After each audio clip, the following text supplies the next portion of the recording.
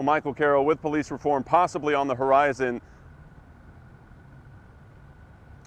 law enforcement officials are sounding confident that they're able to build relationships with all communities in the upstate. But the African American leaders in this area say that they're more concerned than hopeful. Got to proceed with it very cautiously because everybody's not working from the same hymn book. Cautious optimism 1 year out from the death of George Floyd, as Republican Tim Scott and Democrat Cory Booker have joined forces on the George Floyd Justice and Policing Act. The bill passed the House back in March, then stalled in the Senate. I know Republicans have their own ideas and are engaged in very productive discussions with Democrats in the Senate. We need to work together to find a consensus. But let's get it done next month. But it seems that won't happen.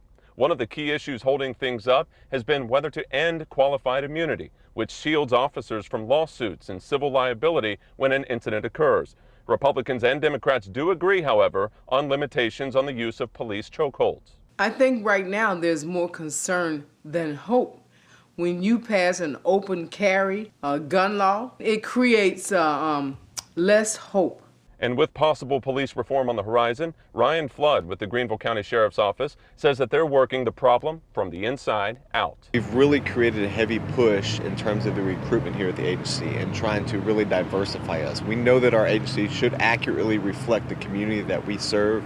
We're not there yet, but we're growing and we're pushing. He's confident Greenville County is doing what's needed over the last year. We've been very fortunate here in Greenville in that we have a good, strong relationship with the community. And I know a lot of places across the country can't speak to that, but we can here, and we're super proud of everybody here at our agency, as well as the community activists that we have here in Greenville. And that more open line of communication isn't going unnoticed. People now know they can complain. I think that has helped, and that will reduce it. Back in Washington, Senators Tim Scott, Cory Booker, and Congresswoman Karen Bass released a statement saying they continue to make progress toward a compromise on police reform and remain optimistic. This is the thing that hurts my heart.